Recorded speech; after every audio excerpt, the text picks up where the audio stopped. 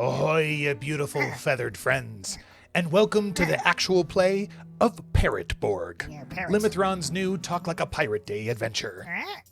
I'm Quartermaster Tyler, and today you'll see me run 4 incredibly talented players through this new pamphlet-style adventure in just about 2 hours. This video is specifically meant to help those looking to run this adventure themselves. Also, make sure to check out our tips for running Parrot Borg video over here. Stick around at the end to get my thoughts on this session specifically. Oh, okay. All right, let's get right to it. Yeah. Today, I am honored to be joined by 4 illustrious guests. I'm Tyler Stratton, the Quartermaster, but to my right, we've got Take It Away, Kelly. I'm Kelly McLaughlin. I am one of the dungeon dudes. You might know me from YouTube. And I'm going to be playing a pirate today and doing different types of pirate voices. We're going to see how that goes. Everyone, I'm Sean Banerjee. You may know me from my work, I suppose. And I will also be playing a pirate, and I'm very curious to see what accent comes out.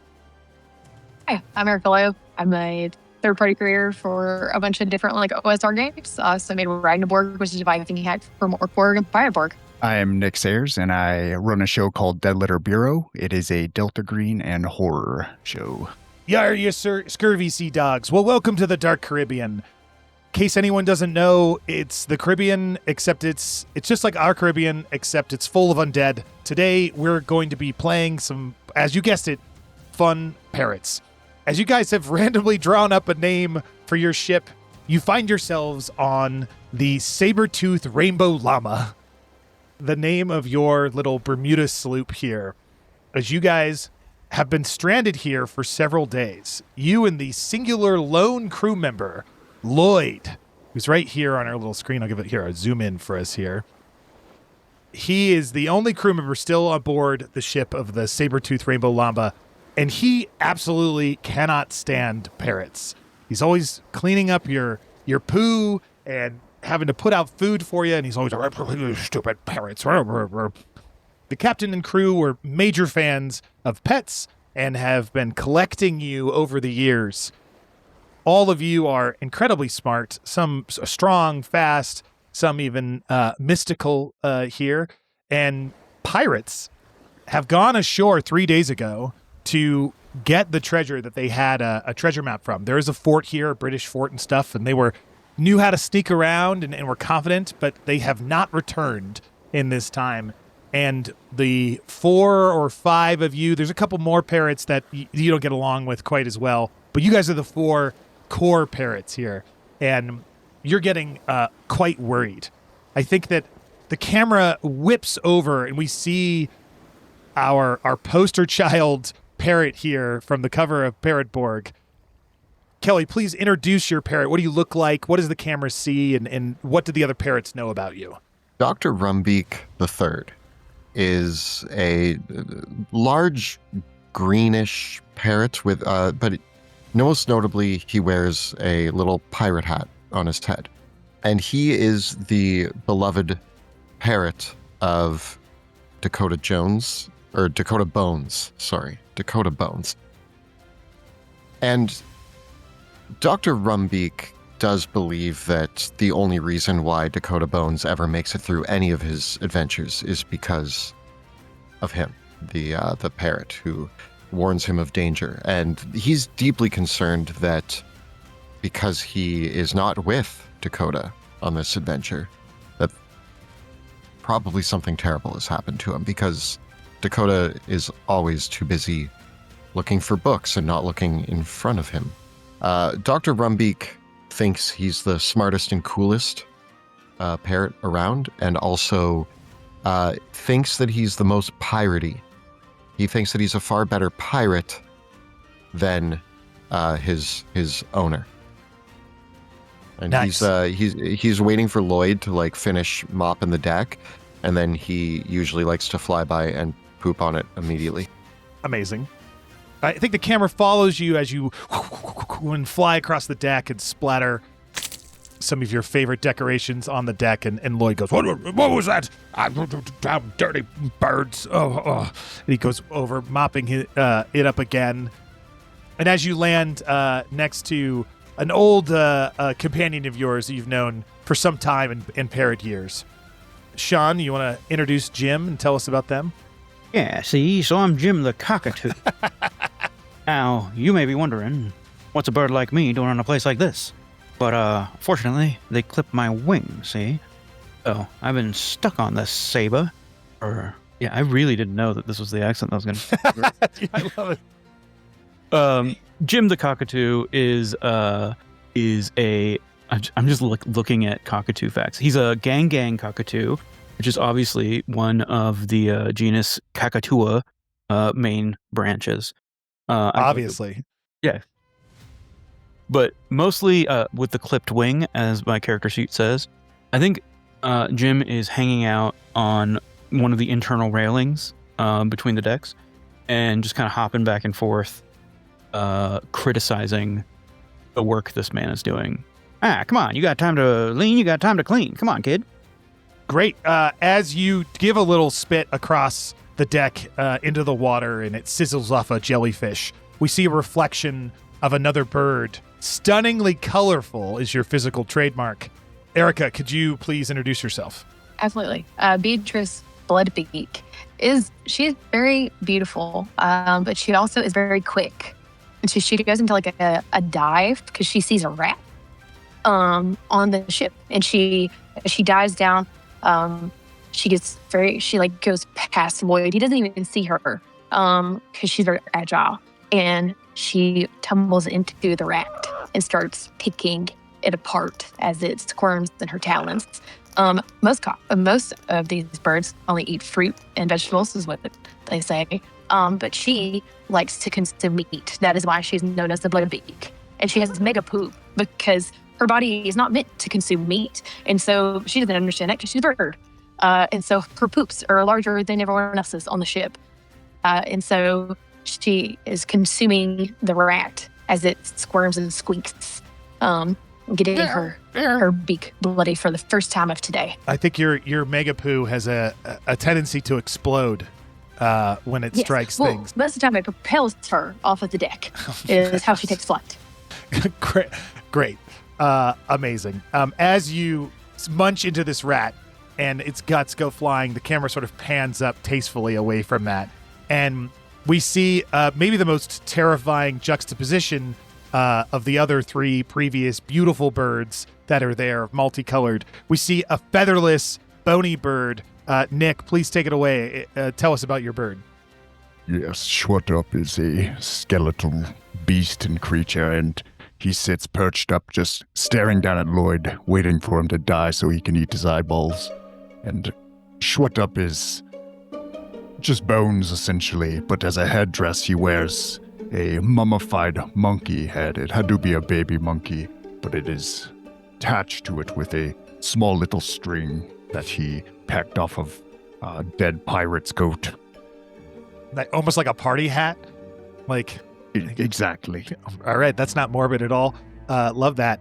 Now, you guys are parrots, so you can't speak fluent English or Spanish or French to anybody there, but you can mimic human speech the way that any other parrot can from there. And I think, do one of you... Our conversations with each other sound like the way that we're talking. Yes. You guys can communicate with each other perfectly fine. Yeah. And other birds would be of different dialects, just like speaking with other humans. And I believe Jim he's very smart, so he's convincingly human voice from there. So Sean, you might be the one exception to that rule there. Everybody knows what a human sounds like. I got this all day. Don't even worry about it, kid. Why would you want to sound like one of those things? You see, they got thumbs. Jim, should we ask Lloyd what we should do? Are we just waiting for them? So we are stuck with the dumb human who probably is our only hope to figure out where our owners went. All right, I'll go ask him what's going on. Use simple language. He seems dull. Lloyd's stacking different crates. You've seen him stack and unstack these crates multiple times. He's in a loop of well, there's no more people here for me to take care of? Like, what do I do? Lloyd. Dirty parrots.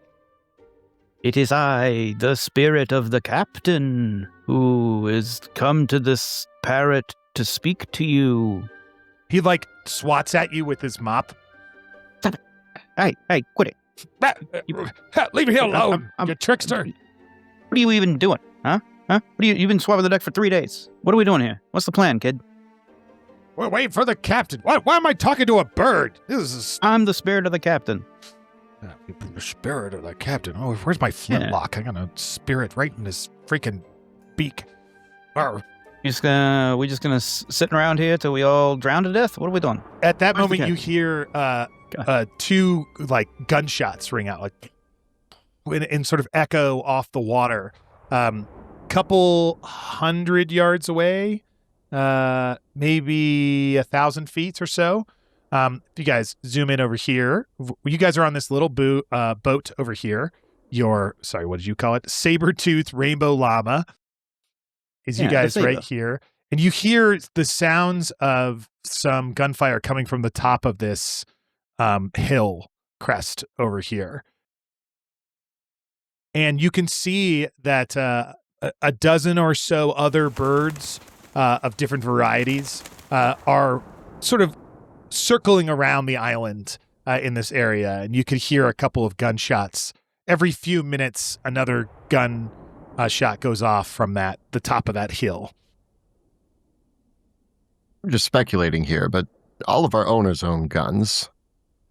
So, stands to reason that they might be shooting each other or shooting somebody else. The gunfire is shooting at the birds. You even see one get hit and fall down there in the distance, and the gunfire stops for a while, and the birds have sort of scattered in different directions. Yeah, they seem to be birds of prey, though. Should we go check it out? I mean, my one worry is if they're shooting birds, they would recognize their own birds, right? Yeah, of course. We got colorful plumage. Not like these land birds. Not like these chickens. I mean, I'm wearing a There's no- hat. People don't shoot birds that wear hats. I've never seen it done. We feel safe around those birds. I have a tiny sword. I'm sure I could take them. Do you feel safe around me? I mean, who cares? Of course, we feel safe around you, bub. You're our friend, despite your hat. All right, at this time, we're going to load up the closer version of the map. For our viewers at home, our players cannot see the iconography that's on here, so you don't have to worry about that. But we'll know if need be. I can pop these open and look at what it is. But okay, so yeah, you guys are on your ship over here, the Saber-toothed Llama Rainbow, or Rainbow Llama, and you're hearing gunfire from between here and here. The gunfire is coming from this hill, firing this way, sort of deal. But it seems to have stopped. Coda Bones is going to die without my help. He's always getting himself into trouble. If we don't go, I don't know who's going to feed me or brush my feathers or clean my hat, and I just can't have that. Walk over to you, and in my beak, I open my mouth, and I show you a little bit of the chewed up meat, and you can have some if you want. Thank you, and I eat the meat out of her beak. You baby bird a little bit? Yes. Like a baby bird. Yes, she baby birds me. Great. And I enjoy that very. And I've never had meat before, have I? Oh yeah, you've pecked at it. You know what's Yeah. good and what's bad out there. It's not my favorite, but it'll do. Thank you, Beatrice. You're such a good friend. This is not sustainable. We need to get the humans, guys. I agree. All right, let's load out then. All right, you guys, I've got as my birds, sword. unlike humans, you can fly.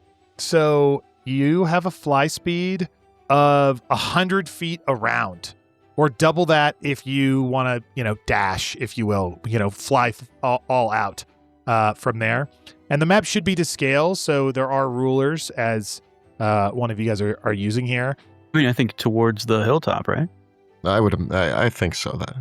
I've already moved my bird. You flap your little wings and a few feathers float on down to the deck. And as the four of you whisked across the water, we see Lloyd sweeping up your remaining feathers from there. And he goes, "Oh, about time those pests left me alone." And he looks up and he sees the shadow of a larger bird go over his face. He goes, "Oh, annoying." And he goes down below deck. We cut back to you guys like drone shot style, close on your feathers as you're wisping over the Caribbean water, glistening bright, and the waves sort of lapping off the shores of this majestic but also grim island, because this is the Dark Caribbean after all.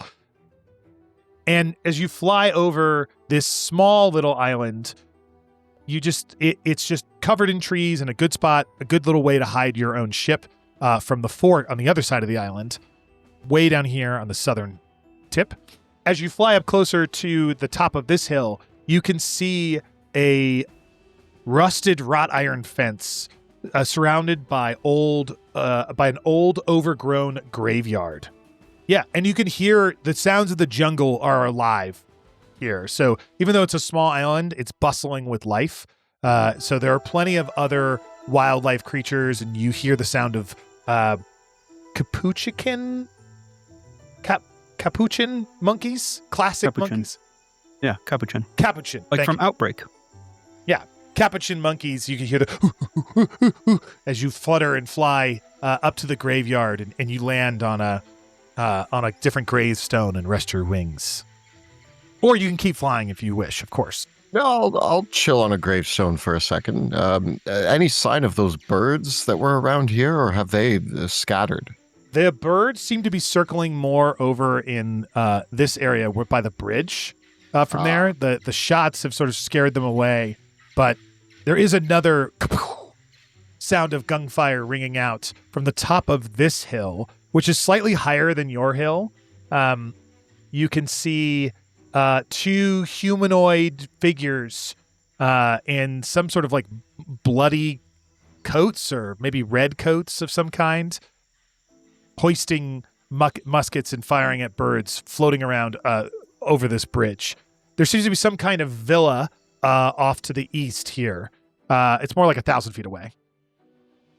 The people doing the firing are not our owners. They are people in red coats. Yeah, which you don't know much about politics, but you have seen your pirates kill plenty of people who wear red coats.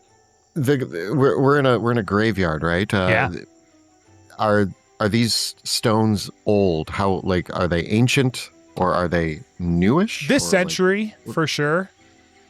I don't think any of you can read, but they don't look very ornate or have been here very long, other than they have been overgrown by the bushes and trees and vines in the area. So they've been here long enough for that, but not like longer than the settlers of the Caribbean. It's around 1715 if you think of it, that give or take from our timeline. Again, Dark Caribbean timeline's a little different. My friends, I see red coats up ahead, and if there's one thing that I know, it's that we don't like people that wear red coats. I mean, Damn right we should don't. definitely kill them, right? I think we should kill them. They're killing birds. Yes. That seems That fair and also just to means me. They will shoot at us, and we are very colorful. We will poop upon them. I can go Ooh. first. I am not colorful. True. Is perhaps, I don't know, am I smart enough to disguise, like, how does a bird disguise itself? I don't know. You No don't matter have what, I'm going to be hands, flying. so like I You tell can me. put some leaves on you if you want to blend in. I mean, I'm already a green bird, so I mean, putting the leaves on me, I'll still be a flying ball of green. Yeah, I don't think there's any way I'm hiding. I'm just going to fly low. Would somebody mind throwing some leaves on me? Just I'm a little insecure about this. Not a problem at all. Not a problem at all. You're all so beautiful, and I'm not. We fasten You're you like gorgeous. a leaf skirt. It's magnificent. Okay. You make a little hula skirt for him out of some brushes and twigs. You guys all have nest building experience, so you get a little mud and stick it in between his rib cages and stuff from there, all nice and light. You look great, friend. Thank you. What? Let's kill some of the red people. I will use my tiny sword. I'm gonna fly off of this. I'm gonna fly low. I'm gonna go 100 more feet. I'm trying to stay trying to stay right at the cusp of the tree lines, so I'm not up in the air. Easy target. The birds take flight. You know what? Everybody give me agility checks. They're going to be really easy rolls instead of the normal agility. Oh, yeah, well, that's a thing. That's a nat 1. Great. Oh, dear. 13. I'm quick. A 3. I gotta If I had real feathers, maybe I could fly a little more agile. Okay, yeah, so I'm Nick. strong. I'm not agile. And did we get... I got a 19. A 19. Okay, yeah, you're rolling in person. Great. Yeah. Okay, cool. Well, it was like a 6 difficulty to hide in there in the trees, and Rumbeak, you have significantly drawn attention, but you It's the hear hat. in human speak one of the redcoats yell like, "Oh, look, there's more of them. Let's go. No, mine." And right as he's about to take aim and shoot at you, Shut Up flies in front of you and thinks he's doing absolutely amazing here. And he changes aim like a raptor mid-flight grabbing a fish out of the water here. So you are going to get shot at here, Shut Up, which I don't roll to attack. So you roll to defend. In Foundry, if you open your character sheet and click the combat tab in the bottom right hand corner, there is a defend button that you can click on. Okay. Shut up! Look out! That's weird to yell. Nice. You got a 15 is good. That means you pass the difficulty of 12. So you are able to fly through. And in fact, the bullet just goes straight through your rib cage, and a little flutter of your hula skirt flies off the side there. And It's already ruined. Damn it. the soldier goes, "I got him." Oh, wait. He's just winged. It's an awful bony one, isn't it? Oh, No, jeez. you didn't. And he starts reloading his musket, and the other one is finished reloading and going, "I'll show you how it's done." And he starts pulling his musket up. But it's back to you guys. 140 feet, so I would need to dash. Yeah, that'd be like 2 actions. You could get there this turn or strike next turn. You could lay low. Yeah. I'm gonna go below the tree line and Sure. try to use the 2 trees that are here, to block their view of me as I fly up. Nice. Jim's gonna go to this copse of trees that is within 50 feet of this closest person. Mhm. And then he's gonna try to spit a shell at them, A shell. Oh, like a peanut shell? like my spit attack. Yeah, Yeah. like a nice sharp. I don't know what kind of things make shells. Hermit crab shell. Oh, okay, nice. All right. He's chewing on it like he's got a snack in his mouth. Yeah, go for it. Miss. Oh, it just lands on the ground like you're spitting in a spittoon almost. The guy has no idea. Like a spitting camel. Yeah. Excellent. All right. You guys land into these 2 trees right here, and the British soldier that is there that's like, "Oh, they think they're being clever. Oh, I got them." And he pulls it out. It's like, "Come here, you little ones. Come here. I got you. I got you." And he is going to try and shoot at one of you guys. I'm going to roll randomly to see who he tries to shoot for. That's going to be number 1. That is Kelly. It's the hat. It's the hat. He's like, "That one's got a hat." Too damn good. And he's going to shoot at you, but you get a big bonus here. You only need an 8 instead of a 12 because you're in this tree. You got some pretty heavy cover. So if you open your character and click on the combat tab on the left and then click defend in the bottom right hand corner, that will do it for you. And then hit roll. Oh yeah, you love it. Dodge. Yeah. Nice. I flutter out of the tree and glare at this red coat with my little bird eyes, wielding my tiny sword. They both are reloading their muskets now, and they're like, "You think you're so clever? Wait till you eat my shot." But they're going to be reloading for a bit. So it's back to you guys. What do you want to do? Can I respond to the attack? Of course.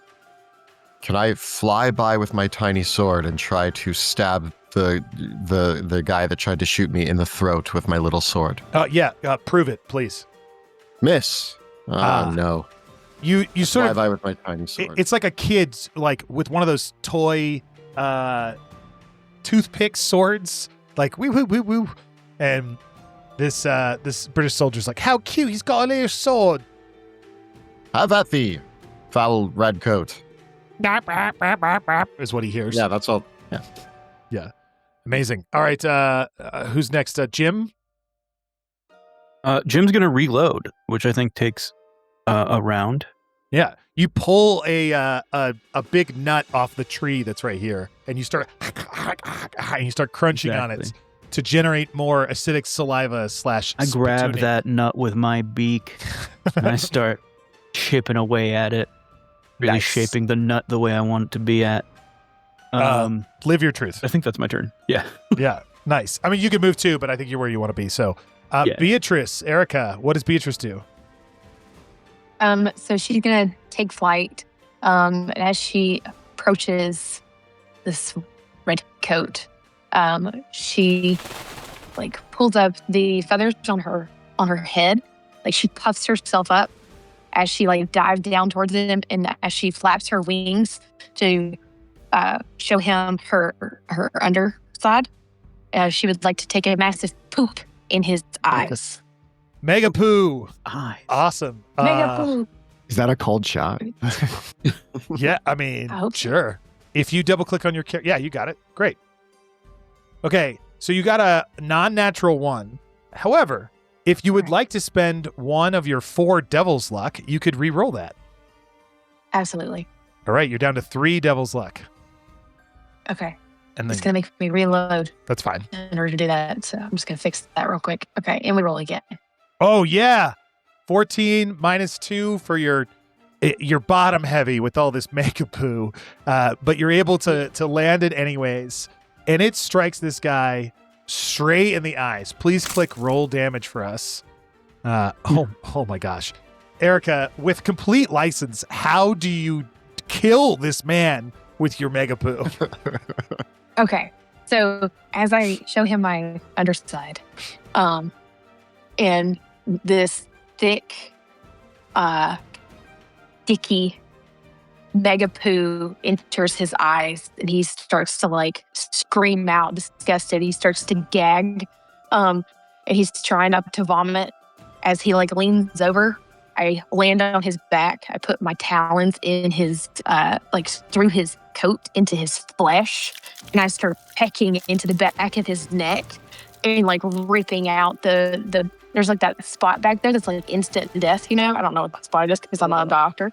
But I like hit that spot and he instantly dies. He like gasps in and the poo goes like into his lungs in the process. Yeah. So it's a mixture of like bleeding out of his neck and asphyxiation like through here. It's just the like most terrible thing. And his buddy Marshall next to him, he goes, "Oh, Derek, no, what has happened to you?" And So impressed. he is mortified. And in fact, he's so mortified, he's going to make a morale test here. Well, he is terrified at what just happened. He was not expecting to be killed by a parrot here, as he rolls the worst result possible, a 12. Needed a 7 or less. The higher their morale, the easier it is to roll equal to or below. But shut up. You want to get in there and get at him before he tries to Yes. run away? I imagine maybe his trousers are a little low and his underwear is there, and I want to see if I can use my claws to give him a wedgie and hold him in place. Sure. So you're not trying to deal damage. You're trying to keep him from running away. Yes. Okay, great. Yeah, make a strength check for me, please. Oof. We shall see. Oh, yeah. Hey. Amazing. You wedgie him so hard he gets caught off balance, but he falls down on the ground and just is splaying in the mud, like a kid in a sandbox or something on a rainy day from there. I'm flapping against it to hold him back a little. Marshall yells out, "My literal worst nightmare! It's Jim, like I'm 8 all over again." Please finish this. His musket is still one turn away from being reloaded, so he discards it and he pulls out a saber and he is going to attack you. Shut up for it's a D6 damage attack. Then you roll your own defense the same way. Okay, you're gonna take D6 damage unless you either want to spend a Devil's Luck to reroll, or you could see the damage amount and reduce damage by D6 if you prefer. I'm a gambling man. I will reduce it by D6, so. All right, the damage is 2. So you're going to use a Devil's Luck, or do you want to just take the 2 damage? Only puts you at 4. I will use the Devil's Luck. Oh, all right, nice. Roll a D6 then. I got you down to 3 Devil's Luck. I rolled a 2. Also rolled a 2. Okay, great. So you heal both damage, or block both damage. How does the being incredibly lucky, or the devil himself, help prevent the damage? Yes, I'm pulling on him, and he tries to swing the saber, and it looks like it's going to hit, but my head pops off at the neck bone for the briefest of seconds, and the saber flies through that little cavity and drops right back down on my throat. And I say, amazing. Better luck next time, my friend. Can somebody please kill him so he doesn't hurt me? Awesome. He tries to stand up, but he's kind of on one knee from here. So then it's back to you guys. Whoever wants to go first is welcome to do so. So it's a duel you want. And I'm going to try to drive my saber into the neck, brain, stem cavity. Yes, the well-established single punch death switch upon these human meat bags. Yes, and this time it's going to work. Is it it's still a 12, yeah? Yeah. I turned on Dice So Nice and Dice Tray for those who are wondering what I was doing there. There we go. Yeah. I like how I gave you a purple dice too, Kelly. Very on brand. Yeah. Yeah. Oh, heck yeah. Yeah, here. Damage for that. Oh, you are a strong... Your special quality is that you are strong. So you hurt him badly, but not enough to kill him. It is a very tiny sword, so now it's stuck in his spinal cord, and I'm just there trying to drive it in as best I can, and I'm like, die, you fool, die. The camera cuts back, and the 4 parrots are, and he's like, oh God, sweet Mary and Joseph. He throws his saber away, and he is on all 4s on his back, trying to scurry away from you guys, full fear and runaway mode, not getting very far, sort of tumbling down this hill. It's a really pathetic sight for you, but who wants to go next? I've been crushing this nut in my beak for a full round. Now that I really crushed the nut, I would like to shoot it at him. Nice. You've salivated, you've masticated this into a perfect silver bullet. 2 birds, half spit. Let's find out. Ooh, nope. That's bad. Oh. 3 plus 3 is Use 6. Devil's Luck.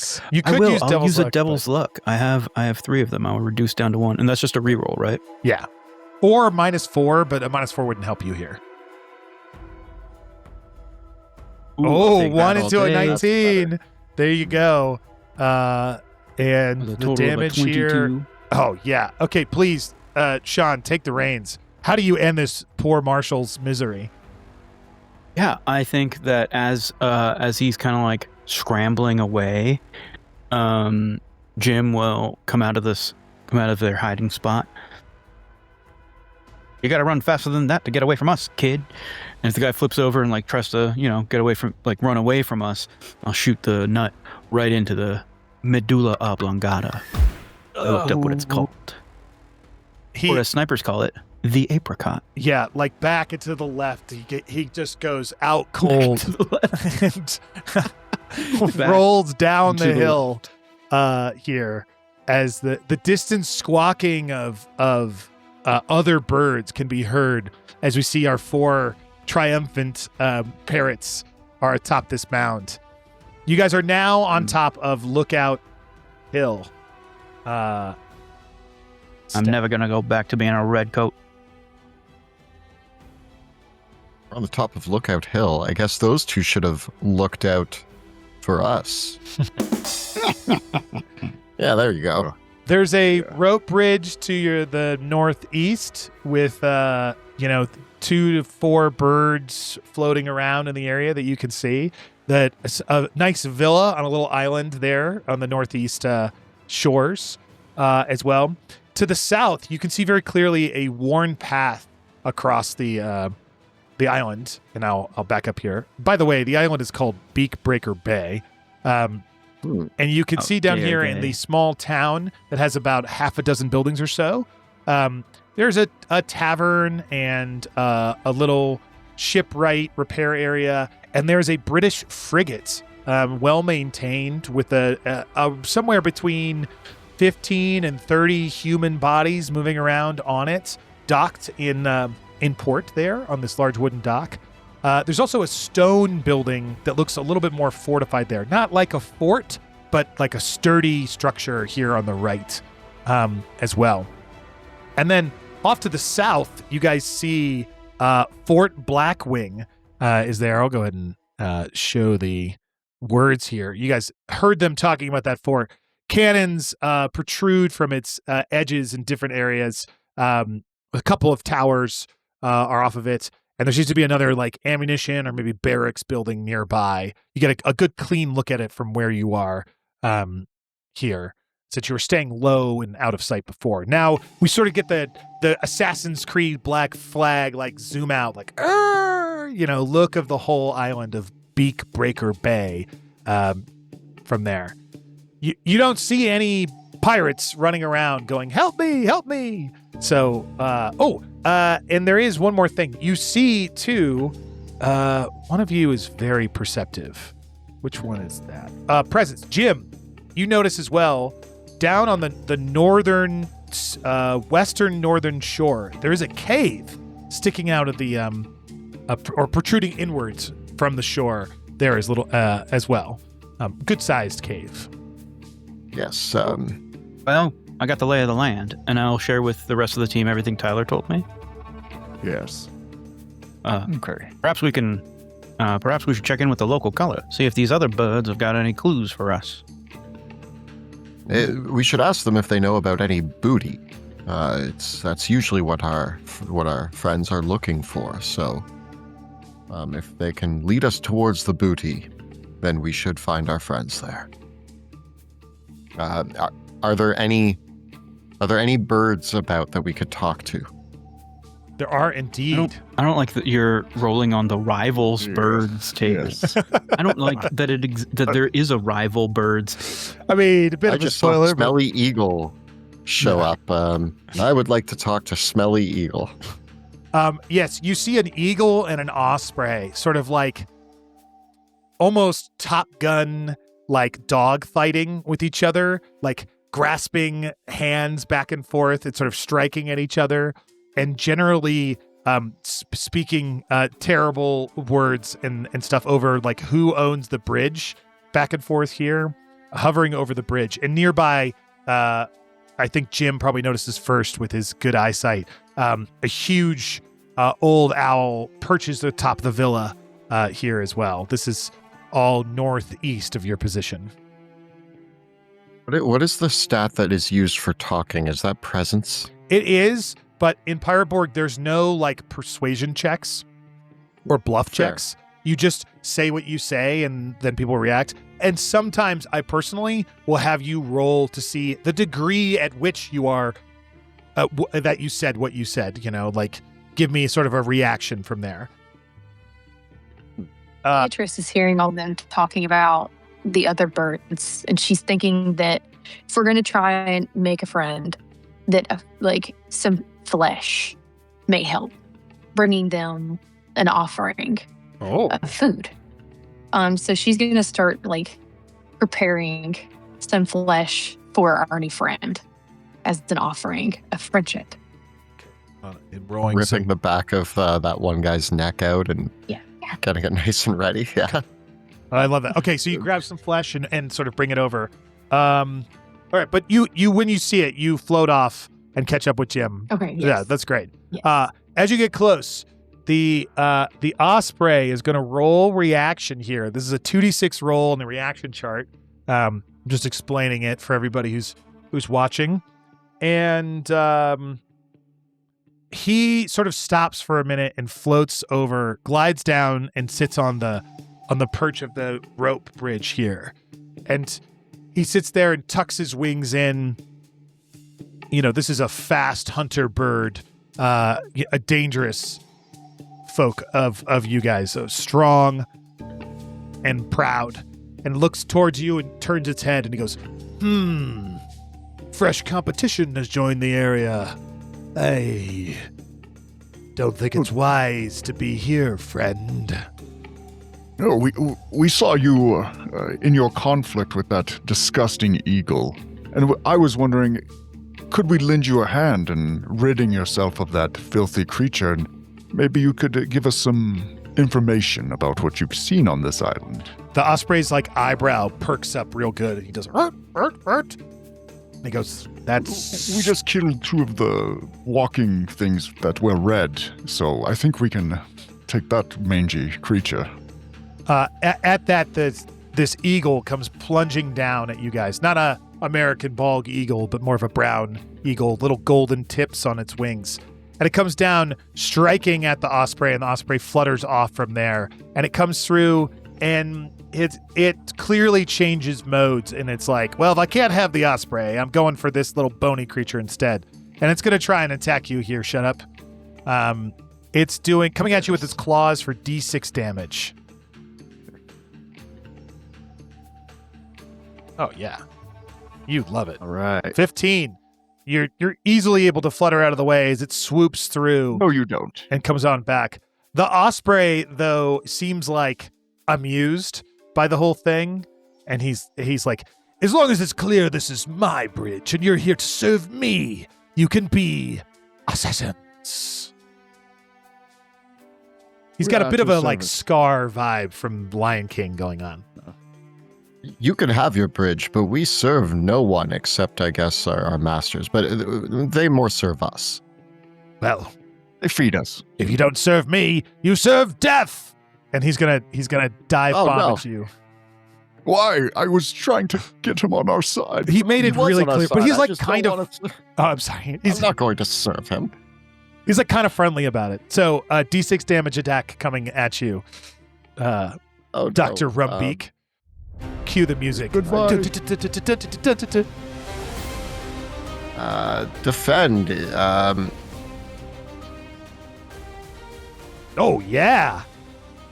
Nice. Yeah. 16. You swoop on out of there. But as he swoops by, he stops again and perches on this. And he's like, impressive. Most impressive.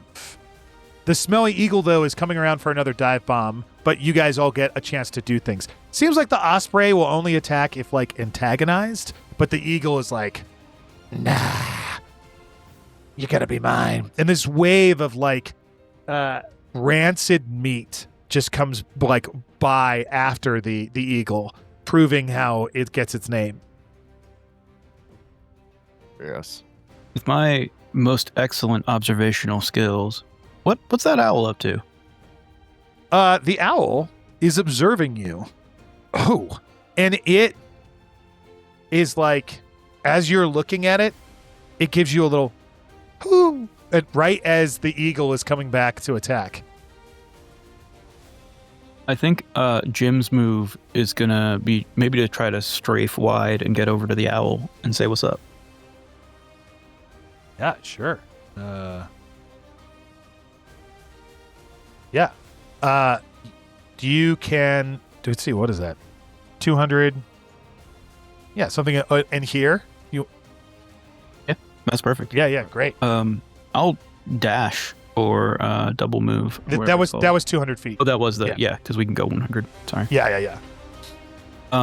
Cool. Yeah, the owl doesn't seem to move. I rolled an 11 on reaction for some behind the scenes here, so that is a helpful thing. I would never normally talk about this, but since we're on the stream, it's just like cool to be like, these birds are rivals. They have very distinctly different goals and opinions than whatever you guys do, but they still, you roll reaction to see what they care about you in this. And the eagle rolled low, and the other two rolled high and very high. So, all right, so that's Jim. Let's go to Erica.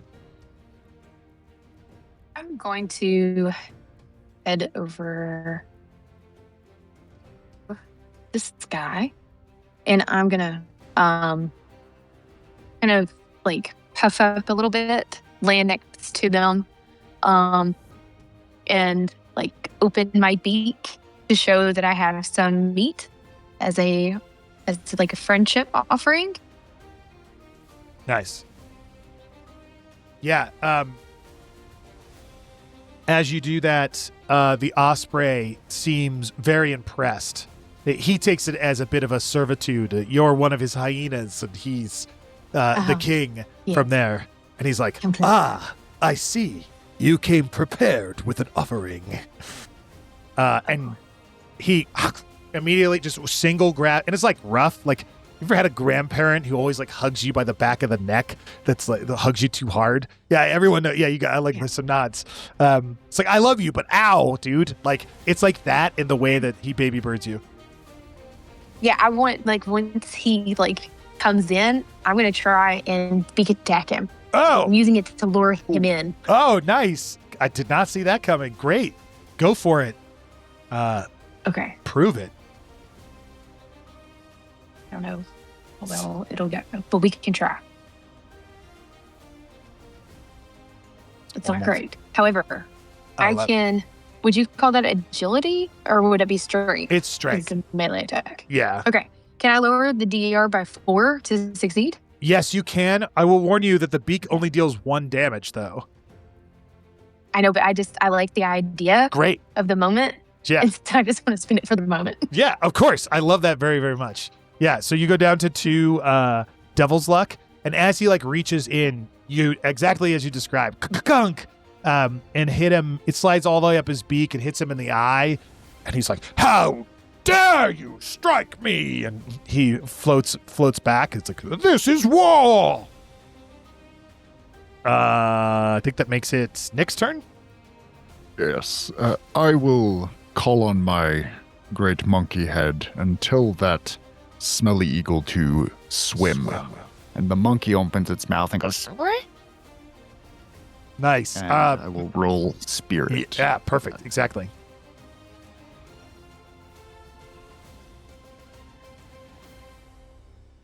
Oh, nat 1. Son of a bitch. Second one this game, right? Okay, Yep. so it speaks. It cut out, Nick. I will use my devil's luck. Okay, so yeah. I use the alternate rule that's in Down with the Dead, that Devil's Luck will only neutralize a 1 or a 20. It will not let you re-roll it. So if you want, you can not make it a fumble, but one. I will not use it because I'll just lose the artifact. So yeah, because that's what happens on a 1, right? Yep. Okay, so that's actually for the monkey head's test. There's 2 different tests here. This one is, relics happen, but then some of them you have to make a special test for. But you're right, a 1 is really bad. I actually want you to roll a d20 for me, my friend. ooh, exciting. Be prepared. Nice. Just playing in the back of my head. Yep. You temporarily go insane. You are convinced the world is a dream and that you must wake up. It's all a dream. As the monkey head like rotates and look into your eyes, and it goes, "It's all a dream. It's all a dream. Spin the top. Wake up." I knew it. Now I need you to test spirit to see if it stops working, or if you are stunned. So make another spirit test. Oh, nat 20. Look at 1 in 20. Look at you. So it still works. And you have 6 uses. You rolled it that earlier, and I saw it. So you have 5 uses remaining of that. However, you just need to RP that you think you're in a dream. Yeah. From now on. We're all in a dream. Yeah. Hey. Kelly, to you, Dr. Brumbeak the Third. Dr. Rumbeak sees this smelly eagle trying to start a fight, and I'm going to do what I do best as the most piratey of birds. And I charge at him and try to clip its wings with my tiny sword. Prove it. Here we go. Oh, nat 20. Boom. Yeah. Yeah. So roll damage, and it should automatically do it for you. Where do I roll damage? In the bottom right-hand corner in the chat window, which is the first tab of the control window. Yes, there it is. I got it. Okay, so you roll the 2, which it doubles here to 6, or 3, which it doubles to 6, because Pirate Borg does double damage, which is enough to kill the smelly eagle. How does he die?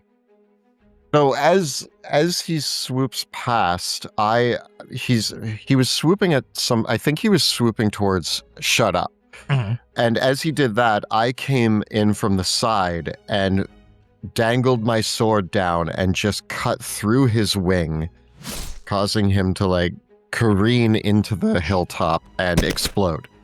He hits the side like an F-14, just, with a missing wing, like- and rolls down the hill from there.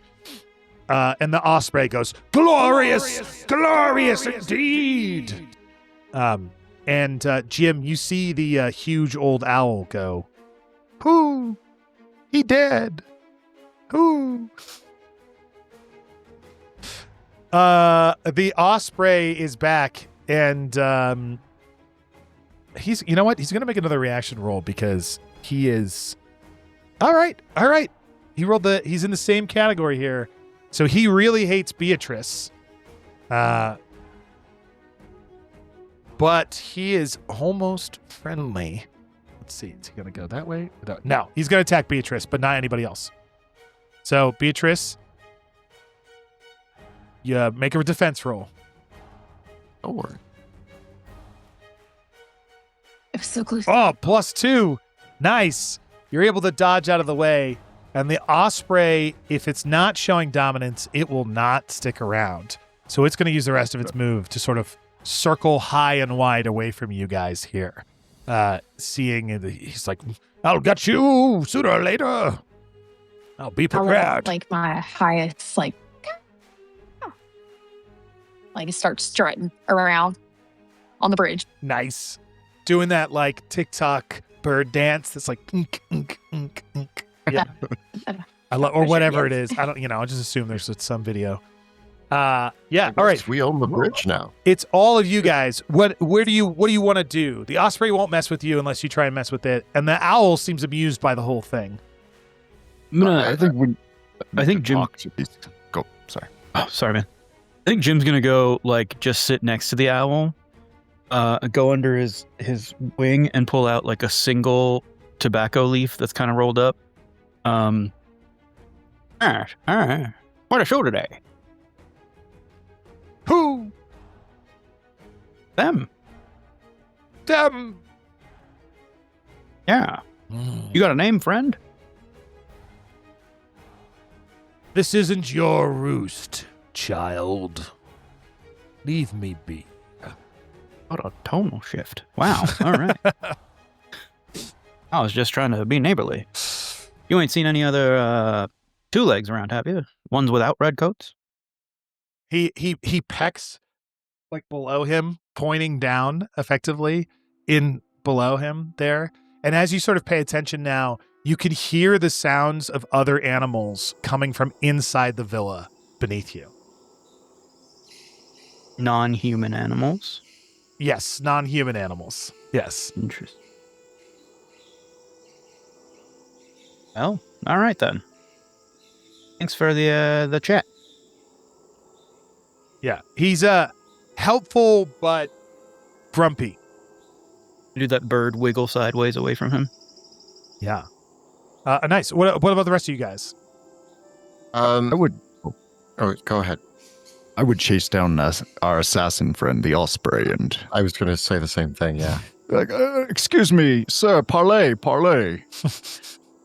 Can we both fly on either side of him? Yeah. Yes. Wait, are you saying you want to be his wingman? Yes. Yeah, we're gonna form a V with him, and He goes, "Have you come to serve me?"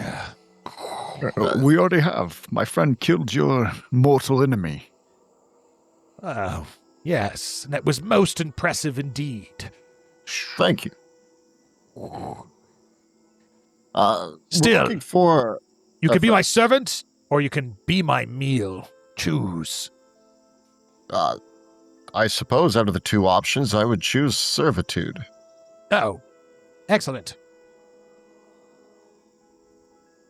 You guys sort of bank again there. In our service, we really need to find our friends, and we can bring some big, tall two-legs into your service as well. If you could help us track them down. Ugh, the two legs. Those meat sacks. There's a bunch in town. There's a couple inside the villa. But Did any of them wear hats like mine? what's a hat? Did any of them wear things upon their head like this? Oh. I'm You're talking about those furs, those feathers. Oh yeah, yes. You guys keep sort of circling, and he's moving around. He's like, yes, the red coat ones. Yes, they have red. No, brown. I don't know. I think I'm colorblind. Can't quite tell. Yeah. This was a mistake. I'm sorry for wasting our time. Well, you should go inside and ask the commander. He's the one who takes care of me. He's good to me. He's inside that structure that's made of stone and wood, and has trees on top of it. Beatrice, this whole time, what are you just watching, or what would you like to have been doing? She was strutting because she believes that she has once had courage. It is now hers. She's never had anything of her own, so she's pretty excited. Nice. Doing the little side strut here all the way down. Great. Yep. really showed those birds. I'm not really enjoying the birds on this island. They're strange. Well, let's find our two-thumbed humans and get the heck out of here. All right, you guys enter the lower part of the villa, and you can see into it. That it's got nice open windows, a Caribbean feel, flowing white curtains from there. There's a terrace in the back. There is a iron fence encircling the entrance, and on the back terrace, which you can see through the windows, there are 6 large cages. Dozens of potted plants and smaller cages can be seen inside the house as well. And you can see there's stuff moving inside of these small cages, different animals or something from there. There's a study off to one way, and a little lounge area you see in those vacation spots that could be a ballroom if you want, if you wanted to make it a dance area, but it's a lounge right in the center. And then there's another study called a drawing room to the left as well, and there are just animal cages all over the place. It's what you can see from the outside. Can I take a closer look at these animal cages? Yeah, absolutely.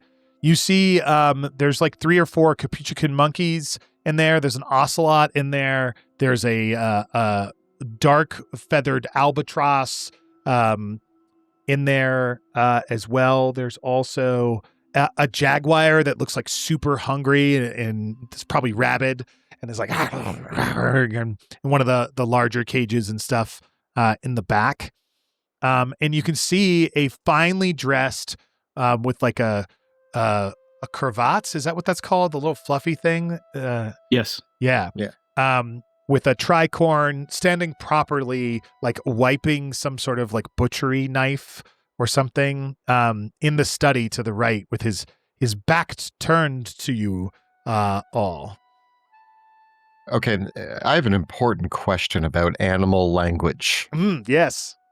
Birds can speak to other birds, but is this like all animals can talk to each other, but humans can't understand them? Like, can I talk to ocelots and monkeys and panthers?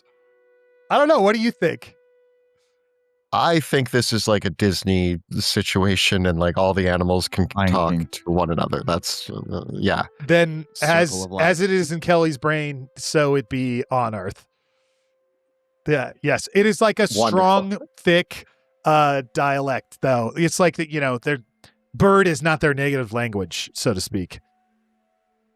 I'm gonna actually then flutter over to the ocelot's cage if I can. Yeah, as soon as you flutter over, you're distracted by a man bound to a chair in the other room, in the drawing room, gagged and tied in multiple places, sort of shaking, classic pirate vest from there, his serrated dagger off to the side.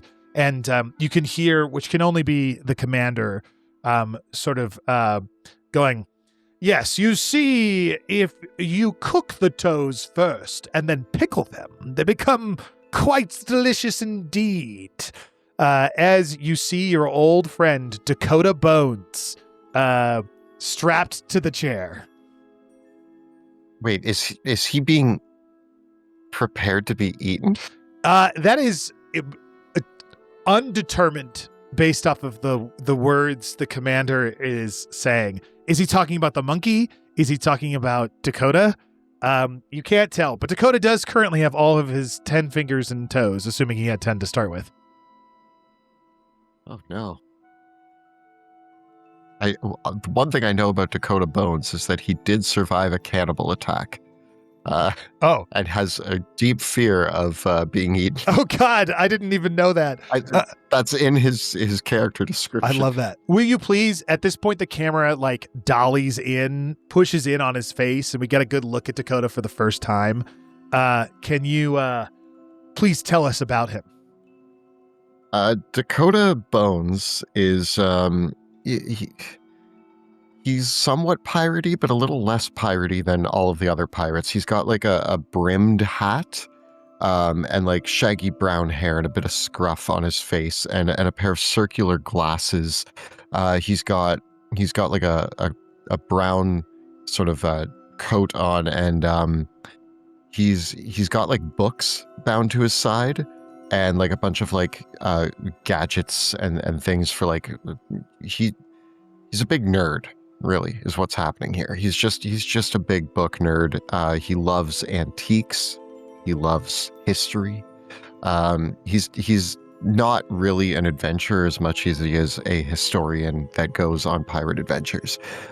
We can see like ink stains on his fingers and stuff. A well-worn book. We're like piecing together this from as the camera, like like a 1980s movie, like brushes over him. We get pieced together an introduction as he's got a gag in his mouth. He's like, yeah, and he does have a pair of pistols, which I guess are not on him. Yeah, they're probably on the table, just over yonder, out of his reach. Yeah, and he's desperately fighting for his life. Dakota, maybe he can wake me up. So I'm gonna fly over and try to bite off whatever's tying him down. Okay. Yeah, you sit down. Make me a strength check, please. But while he does that, Beatrice, what do you do? I was gonna kind of go over and do the same, see if I could help out. All right. Will you also make a strength check? Because 11 is not enough. You get a bunch of fabric in your mouth. I'm going to take my excellent perception and look around to see if I see any like keys to these cages or anything else Yes. In similar fact, to such things. as the commander is standing there, he has a single key jingling in his pocket, and you can sort of see it poking out just a little bit from there. Yeah. And Nick and Erica, you guys work on it, and unless Nick wants to spend a devil's luck, you're not going to be able to break his gag or his Could I risk hurting him by using my razor sharp beak attack? Oh, yeah. But the commander here, Jim, did you want to do anything real quick? I'm going to try to get that key. All right. Make me an agility check, please, to see if you can pluck it from his pocket. It's not a -1. That's a 10? That's a 10 even? 10. You go and you are able to like, and you grab on it, but as soon as you put weight on it, it rips out like of your mouth and you fly backwards. And the commander turns, holding like the leg of some cat-like creature, clearly that he's like has butchered it. He's covered in, it's hard to tell where the blood stops and the red coat begins from there. He's got a butcher's cleaver in his hand. And he goes, appetizers have arrived. I just love this. Such fantastic looking ones. I shoot him. Nice. Right as he's about to attack you with his cleaver, I know it says officer's cutlass here, but I like cleaver. Okay, chat. All right, there we go. Okay, you go ahead. You guys are going to attack simultaneously here, and then we'll go to initiative. So he will attack you with his officer's cutlass, or it's going to be, he has his cutlass, but he's not using it. He's going to attack with his D6 butcher cleaver. So you need to make an attack for your spit, and then make a defense for being attacked. Spit attack. Pick up a bullet.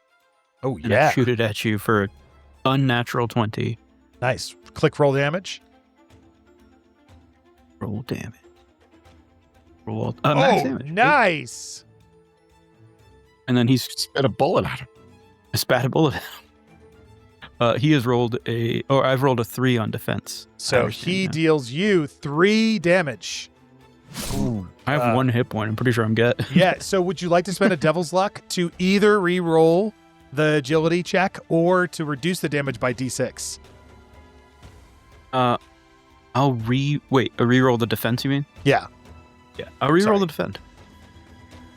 Look out, Jim. Prove it. There we go. Is that a 12? There you go. Talking about. As he throws the cleaver at it, Dr. Rumbeak has like landed on a tray, and the tray flips over through the air, and the cleaver strikes the tray and clatters to the ground by total mistake instead. So you're still at 1 hit point there, Jim. The commander takes a bullet to the face as you spit a bullet here, and it hits him in the eye. Incredible. Oh, he's blood starts gushing out like a Quentin Tarantino movie. You look here. better with an eye patch. It goes all over the place. Fun fact, if you guys hover over an enemy and press the T, you will target them. So then when you do attacks or do defenses, it will auto-populate either their attack or their defense. They're static one. That's not always correct. And it will apply your damage to them when you hit roll damage. Just a fun little thing there for how Foundry works. That was awesome. The commander's super mad, and now he's flailing, and he's definitely only got 1 working eye as he's crazy pissed. That will take us back to Dr. Rumbeak and the other parrots. Seeing my human servant is tied up, and the Shut Up and Beatrice are struggling to get him free, I'm gonna fly over there and use my little sword to try to cut him free. Yeah. Nice. Strength check, but I'll give you a +2 bonus to this for having a All right. serrated weapon. So or DR10 is really the way Pirate Borg would do it. Oh, Thank you. I didn't add the +2, but That's okay. Oh yeah, I got it. +2 for strength. Yeah. Oh yeah, that's I fine. have a +2 to strength. So I should just have said DR10, difficulty rating of 10. Right. So yeah, you cut through. Were you cutting his gag or like his right hand or left hand or? His hands are separate, are they? Yes. If I were to cut which way is he sitting? If I were to cut his left hand free, would he maybe be able to reach one of his pistols? I don't think so. No. Okay. Well, then I'll still do it. His left hand is free. Immediately, Dakota becomes free and can't speak, but is I'm hearing starts ripping off the other bounds from there. So he's gonna also make a D20 roll. I'm just gonna roll for it right here to make it quick and easy. And a nat 20, he breaks free of his bonds from there. So Beatrice and Shut Up, what would you guys like to do? So the cleaver is, you said it's no longer in the possession. Yeah, it's like on the ground, Right, like of the in the redcoat. middle here. I would like to go over and collect the cleaver and try and create a wound on our redcoat over here. It's like right there. Yeah, okay, you pick it up. It's super heavy. It weighs twice as much as you do, but you're like and flap it over there and try and smack him with it. Absolutely. I want to try and like Tweety Bird then. Nice. It's a D6 damage weapon. At least this one is. So go ahead and make an attack. Now remember, if you target him, which you've got him targeted. Yeah, so go ahead and open your thing and here, I'll make you a cleaver really fast. Oh no. Nat 1. Unless you'd like to spend a devil's luck, he's going to attack you back for free. He might not hit. Go for it. So He go might for it. not. Okay, well, he's not holding a weapon, so he like reaches at you and he's trying to like grab you and throw you to the ground, which will deal 1 damage. So go ahead, but you're able to jump away pretty easily as a fast bird. You guys are rolling pretty good. Good job. He's like grabbing at you and stuff with his bloody hands and his bloody coat all over the place. And at this point, the monkeys are going wild, and the ocelot's like and the albatross is and the monkeys are all from here. That place is just going absolutely bananas. Who hasn't gone? Me. Nick, I will swoop in towards that other eye that is not blown out of his head and use my razor sharp beak on it. Nice. Prove it. You guys are just murdering fiends. A 5 will not do it, however. There's too much chaos going on, and your beak is too small to get in there. Sharp but small. Yeah. Okay, everybody has gone.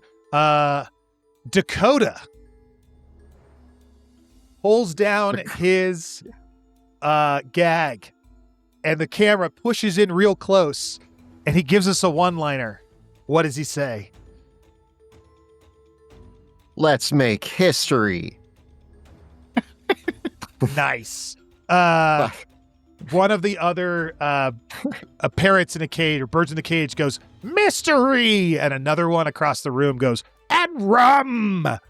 And then all the monkeys go, by the way, you can buy a bottle off our web store that says history, mystery, and rum. So that's why I said that. Anyways, so the commander is like, what is, and he goes over and he grabs his officer's cutlass off the table that's next to him from there. And he is going to swipe it at Jim because you are the one who dealt him the most damage from there. And Shot him in the face from my mouth. Yeah. And he still doesn't understand. He's like, how does he have a pistol? So you're going to take it's a D8 damage attack, which you should roll for defense. This is a very combat-heavy session of Pirate Borg, you guys. This You're might be the parrots. most combat-heavy session I've ever played. Yeah. 15? 50. Oh, yeah, you're great. Yeah. Okay. For Yeah, you're on the floor, kid. the sake of brevity, the four of you, I know what you can do, and Dakota Bones. You guys everyone just describe what you're doing this turn. How do you defeat the commander if you're able to? I mean, I think rather than reloading, I would try to get the key. But if he's dead by the time I get there, that's probably easier for me. No, you reach up and you grab the key out of his pocket as he's half blind, swinging at you. Excellent. That's what I do in this final round. Nice. Grab the key and then start moving towards, I don't know, one of the monkey cages. I use my razor sharp beak to try to tear off his bottom lip. Oh, yeah. You're able to do that, and part of his face rips off, and he's like, ah! And he looks more skeletal than British man at this point. And he goes, Mother won't be pleased. Can you please wake me up, sir? And that's... He just hears squawk, quack, squawk, squawk. What does Beatrice do? I land on his shoulder and I just like a soft little bird noise in his ear, just very soft and faint. And then she shoves her beak deep into his ear and starts eating away in there. And says the last thing he hears is this soft little bird chirp in his ear. All right. Who hurt you? Oh, God. What does Dakota Bones do? So, the reunited Dakota Bones and Dr. Rumbeak, Dakota, he comes off very scrawny and nerdy, but with swift speed and accuracy, he scoops up his two pistols, does a spin, and goes down and fires both of them. And as he's firing them, Dr. Rumbeak actually lands on his hand and nudges it just a little. And so the first shot hits the opposite shoulder of where Beatrice is sitting. And as he goes to go one way, the second shot goes through his other eye. And he kind of... yeah. Lip bleeding, bird chirping in his ear. The British commander goes down, smashing into the ocelot's cage behind him and clattering to the ground, his body rolling slightly downhill, keeping with the motif of, 3 people have rolled down hills at this point. And he ends at the entrance to the villa. All the creatures and animals are going crazy in here. Nice. I'm going to drag the key across the floor a little bit, peck at it, and do a little dance, and then ignore it completely as I walk away. All right. I am a bird. Nice. You guys have rescued your first member. Hello, my bird friends. Yes, Yes, it's good to see you too. Dakota knows that you guys came to shore in search of this treasure somewhere on the island, and pretty quickly were captured by the fort that was here, and by the garrison of troops. There were way more than you thought, and this commander has been torturing your crew, and he knows that another one of your crew is set to be hanged at the gallows up at Fort Blackwing. And that there's probably more of you guys down. They've been holding people down in the jail. That's where he was before, in town, before this as well. Hmm. Does it sound like we have enough time for a jailbreak before we go to the gallows? I mean, he doesn't really know. He's been being tortured, at least with words, in here for a while. The worst for me. Yeah. How dare you use the language against me? Just mine. So there's a hanging happening way over at this castle, but there's people in jail in town. Birds, what should we do? Like how the human asks their 4 birds for advice. I always look to my birds for advice because they have always led me in the right direction. And also, Jim can talk, kind of. Yeah, I could totally talk. Now you're just squawking. Oh, my mistake. Quit your squawking. So, Wait, Jim can speak a bit of Yeah. language without He is Jim can sound convincingly strikingly human. Convincingly human, yeah. Jim, you came to save me. Yeah, friend. Yeah, of course we did. You know, your little buddy here would have never let us live us down if we hadn't. Or the rest of the pat crew.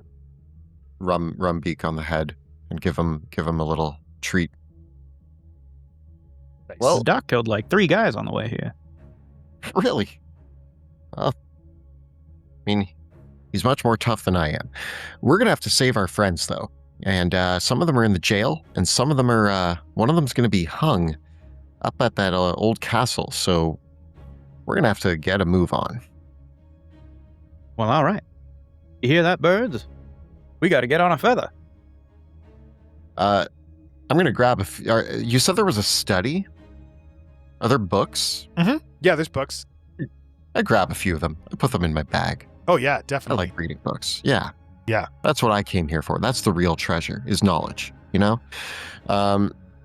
And yeah, I'm gonna head out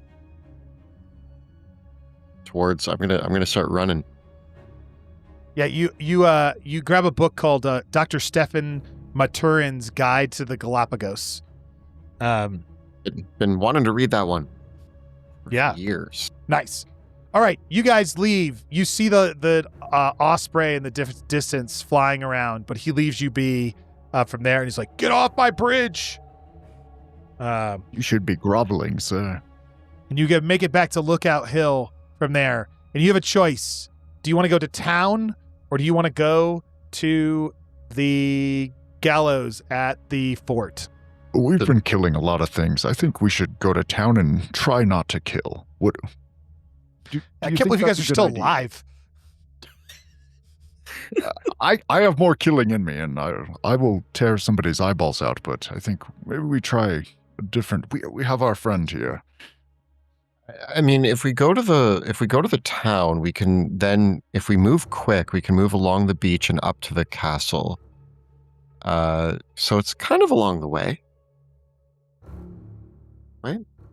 Yeah, that I agree. makes sense to me. I mean, I can't fly, so I'm taking the paths. I mean, pure numbers, man. My guy's probably more likely in town. All right. You guys fly down. Oh, that's too many. You fly down into town over top of Dakota Bones' head, and you see some fun stuff. Yeah, but what can I tell you about this town? All right, you guys come in, and you see this lovely little place. A small town built to accommodate the soldiers stationed here. There's a half dozen permanent structures, including a tavern here on the left, a general store close to the water, probably over here, a shipwright, a small one with some basic supplies, and the stone jail in the middle of town. There's a dozen people or so walking around and going about their business. None of them appear to be your crew or dressed as just pirates. And there are 24 different sailors that are of not the pirate variety aboard this ship that's over here. And you see the words, well, at least the ones I can read, which isn't really you. Dakota eventually sees the Sea Raven is the name of this frigate ship, a large ship in bay. Something that if it ever caught your sloop would decimate you guys from there. What do you want to do? And we're here to go to the jail. We don't really have much time to shop or drink, I imagine. I think Jim's going to try to start looking through windows on the jail building. Yeah, you fly by the jail, and you can see it is a classic stone jail with bars on the windows. You guys could probably squeeze through those bars, in places. Larger birds probably couldn't, but certainly a human cannot, obviously. Ooh. Pool lighting effect. Yeah, boom. So you could pop up to these little windows, and you poke your head in, and you see 3 of your crew are all imprisoned here. Yeah, but these are the crewmates. The 3 that you have found here are your backup crew, the ones you don't like so much, and the ones you don't care for as much. No, I don't. Well, mine's up to you. These ones can wake me up, so should we help them anyway? I didn't really like these guys. I mean, they're not really our friends, so I could give or take. I figure if there's time, maybe we'll come back for them, but they're certainly not priority, you know what I mean? No, we're looking for we're looking for our favorite pirates. The Our ones who loyal take servants. care of us. Yes, our Members of the loyal crew. servants. These ones are not our servants. They These are not made men. One of the pirates sees you here and goes, Rumbeak. Oh, it's good to see you. You made it to shore. Oh, did you bring us some rum? I don't even remember your name. Oh. He has no idea what you said, so he's like, Yeah. oh, it's so good to see you. You did bring rum. I do usually carry rum on me. Do I have rum on me? We'll say a 1, 2, 3, 4. You have rum. I rolled a 5. You do not have rum. Why is the rum gone? You usually give me rum, sir. He can't understand me. Yeah, he's but like, I'm "Squawk, now squawk." arguing with him. He's like, God damn it, Jim. Wait, where's Jim? Do you have Jim? Jim. can See, understand I'm right me. here, punk. There? You're down Yeah, He's down. I'm right here. he's down here. That guy is not talking. He's like, get away from me, you sucking pirate. And you come down this way. He goes, there's Jim. So amazing. Hey, how you been, Look, pal? you got to break us out. There's a whole bunch of us in here. Can you get the You- keys? Come on, boy. Of course. Yeah, Get no, the happy to get the keys. You wouldn't happen to know where Mayhem is, huh? Mayhem. Oh, we got split up. And, you know what? They took him to the fort. I think they're going to hang him next. Well, he always wanted to go out by hanging. Yeah. Excuse me. But we've got Donald and Jimmy Theo Two Knives and Black and Twitchy. I don't know if they're all in here, but they were last time I checked. You know, I've always thought that Two Knives was a little too pretentious. What do you need so many for, huh? He's a little too prickly. Get it? Because he's got 2 knives. Ha! Got a real sharp You personality. get me? Why am I talking to a parrot? Oh God, I'm hungry. Beatrice kind of like perks up when you said twitchy. Yeah. Oh, good to see you, Beatrice. You're so colorful. Sounds like we should try to get in there. Oh, fine. If we're going to save Twitchy. Need twitchy. I must save my lady. I mean, Twitchy was always my second favorite. Nice. Okay. Why do you want to do that? Where's an entrance? Have we seen an entrance? We Well, can't fit through. Or we can fit through. bars. Yes, of True. course we can. Yeah, you guys can fit through the bars. You're really small. I'm gonna We'll squeeze go in. in. Yeah, you're in a dark, unwatched jail cell section here. It's got damp and there's water on the ground, in the cell. shimmering and stuff. Yeah. Can we fit? Are there bars on the cell though? Like, can we? Yeah, there's bars in the cell, but they're parrot sized. You guys can scooch through it, no problem. I think that the map has the door locked. Oh yeah, sorry. Here, there, it's unlocked for you guys. Well, I don't see a key. Jim, can you ask where the keys might be? Yeah, go Ask our find the human keys. friend. Hey, buddy, you know where the keys are? Oh, the stupid jailer probably has them. Old Henry. It's kind of an asshat. Where's this ass Henry anyway? I don't know what's up those stairs. I was unconscious when they brought me in here. All right. Or what's down those You stairs won't either. Run him through. I'll go with you, Beatrice. Splitting the party. All We'll right. Fly. All right, we're splitting the party. I'm going up. Jim, are you coming with? Well, yeah, of course. I'm not going to let you go alone. Come on, Doc. Beatrice, there's nothing up here. Maybe we should go with them. You Hey, look, enter, more there's like gas, that's like a waiting area, and there's a ledger of like people coming in, and there's like an official looking door to the north, and doors that definitely go outside to the south. Oh, I found somebody. Okay. Oh yeah. Hey, that looks like one of our We're friends. heading up. Yeah, you find Yeah. Twitchy over there as you track the dolly tracks through the jail cells, and we see this woman laying in one of these rickety beds here, and all the birds come flying over real fast. We all start squawking. We're like, oh, Twitchy, it's you. Erica, can you please describe to us what the camera sees for Twitchy? Yes. So it sees an older woman whose very like faces had many sunburns, very like wrinkly skin.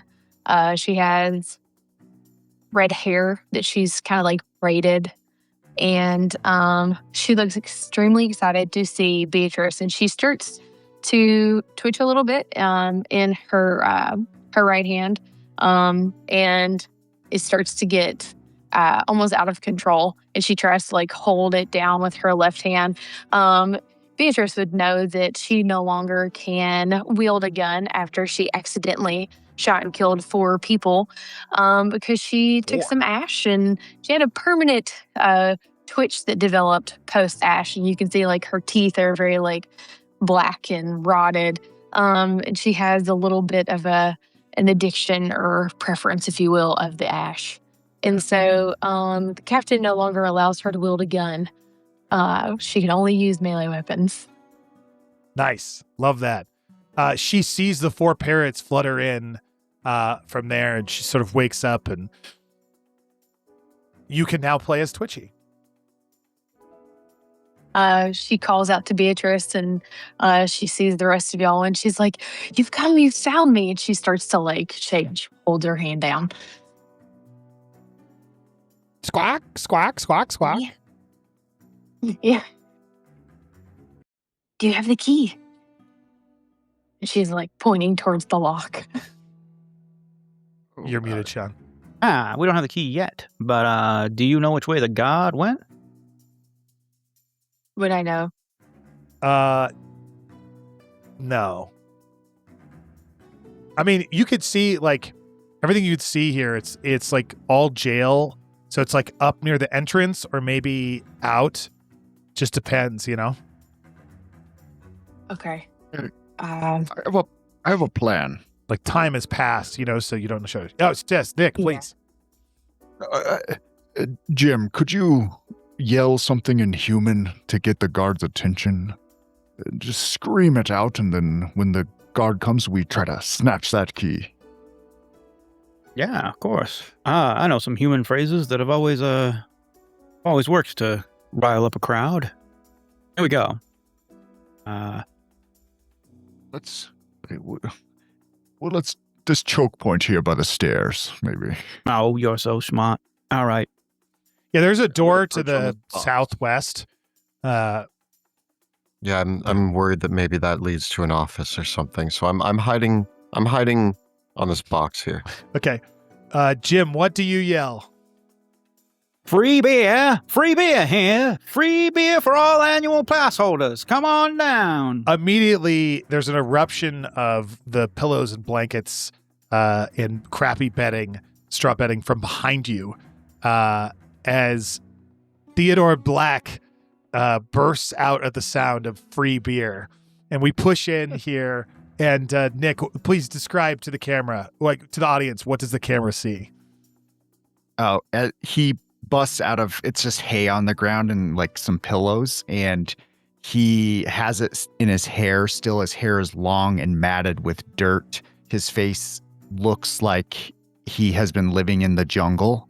And he just has a constant scowl as he looks out from the cage at the birds. And you see little fleas and gnats just buzzing around him and fleas hopping around. And he looks around and says, "Who said free beer?" Hey, I found another. You see, Theodore sees, Birds. you know, at least 3 birds in front of him, including Shut Up. Yeah, shut up. We'll squeeze through if he can. Yeah. Squeeze. He'll squeeze through and perch himself on a shoulder and then kind of looks like an egg as he folds himself into a little skeleton egg on his shoulder. And he's like, "Oh, yes, this is where I belong. Let's get him out of here." Realize I should have made you guys all smaller than full size, but We are large Looks birds. great. that's all right. We will carry the ring. Personalities. You you hear a jingle and a heavy thud of a corpulent man makes a thud and comes down the stairs. It sort of starts to enter view. You can see his legs before he can see you because it's like a steep incline here. As old Henry, the jailer, comes to check on this.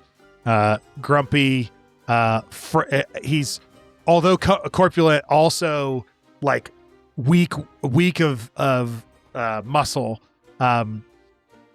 And he's got a little cudgel with him as well. He's like, "What's that noise? You trying to trick me with them free beer? Who needs a beating? You damn dirty pirates." Sorry, friend. Free beer is only for annual pass holders. Holy shit, a talking parrot! And he swings at you. Jim, why don't you go ahead and roll initiative for us? And a Okay. Pirate Borg initiative is a D6.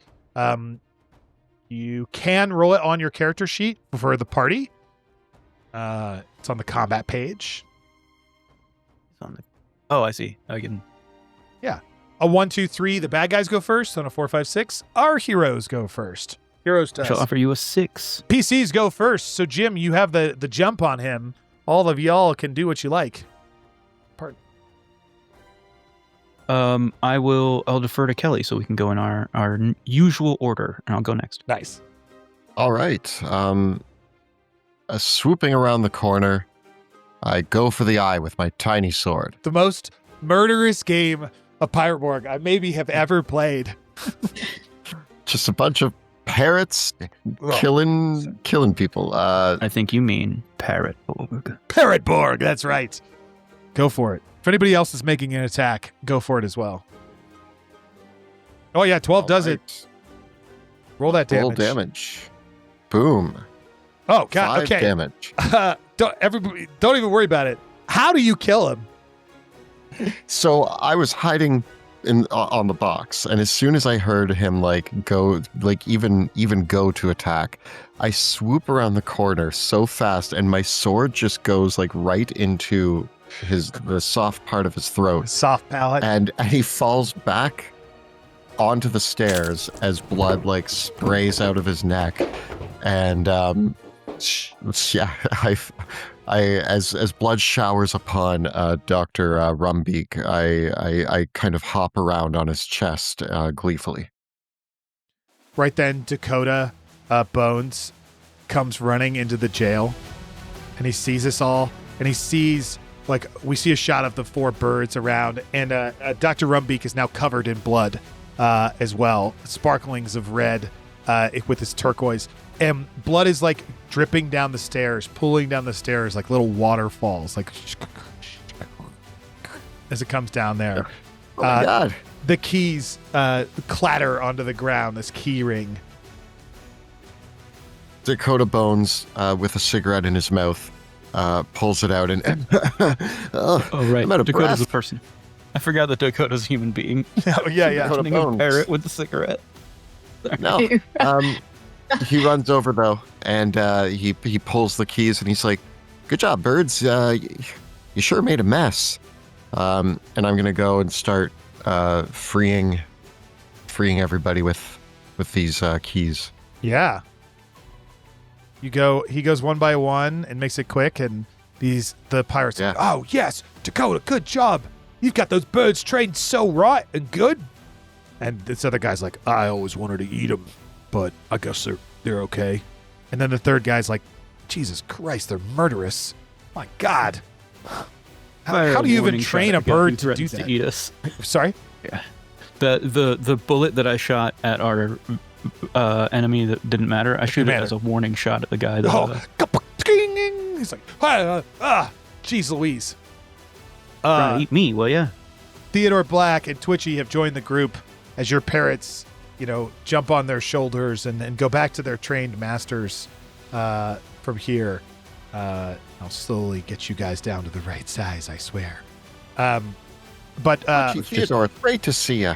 You're the third pirate in the group comes and he goes, no, I heard say that they were going to hang. Mayhem. What's your pirate's name?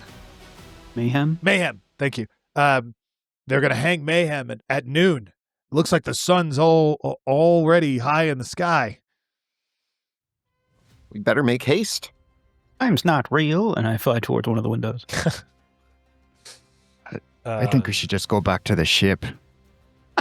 Yeah, the bunch of guys are like, we're out of here. We're getting back to the ship as fast as we can. We leave no one behind. I will go after Mayhem if I have to alone. But I would feel much more comfortable if the rest of you came with me. But you can lead the way then. If you're leading the way, then sure. I'm with you. These three pirates are like, there's no way we're gonna sneak into a fort. That's how we got caught in the first place. Yeah, that's fine. I don't care about them. Yeah. Don't make ready the sails. Also, Theodore Black knows though that Mayhem's the one who has the map to the treasure. Right. Well, Mayhem's got the keys to the boat. Maybe we should save him then. All right, here. Let's go back to the town. If we're gonna find anything historic, we're gonna need that map. You're insufferable caring about history. It's about gold and gems. Oh, nice accent. So we wouldn't know about gold and gems if it weren't for history. We wouldn't know where to look for things if it weren't for history. Oh, Jesus Christ. I'll keep reading you to sleep. Well, you pick things up, even in your sleep. I've been reading books to you. You didn't know. Yeah, I ain't any more literate than I was before, so... I know what the past predator is now. Black. Okay, I guess. Okay, so you guys are in town. Are you? These pirates just like as soon as they get out of the jail, they sneak up to the path to try and like get away, and they're like running as quick as they can. You go prep the ship. We'll get Mayhem. Guess what we need. Twitchy, how you doing? Back to. I'm okay. And she kind of like holds her hand down. Hey, she's still twitchy. Twitchy and Dakota. Well, we thought Twitchy for a reason. Theodore. All right. So all 7 of you guys, the humans included, you guys want to try and go save Mayhem with our remaining 20 minutes or so? Yep. Yeah. Why not? Well, I never liked the kid, but all right. He's got the map, so... He does have the map. All right. You strut through town and try and come out on the other side. I want each of the humans to make me a presence check to see if they can walk casually, please. I will also make a presence check, because in my mind, all 4 of us are in a single file, and it's 3 humans and me still as a bird. Yeah. My presence is a 10. But that nat 20 will rescue the other folks from here. Somebody sees you, a British soldier sees you, and walks by, and you just give him a confident nod. They're like, "Oh yeah, we know each other." Just a twitch. Yeah. Just a twitch. Yeah, I love that. And the soldier with his musket, it just keeps on walking. He's like, "Enjoy the day." Almost noon. As you guys hurry off to Fort Blackwing. Okay, you guys make your way up to the fort. And as you sneak up the path, you start deciding on what you're going to do. And you see the fort looming above you. You guys are kind of off, to the northeast here, coming up the path. As you can see some soldiers patrolling the guarded towers from there. And I didn't do the blocking line of sight here, but you can't strictly see inside of the fort, but you know that they were being hung inside the fort. So, but you're parrots, so you can fly. You guys can decide what you want to do, and the pirates can decide what they want to do. So have at it.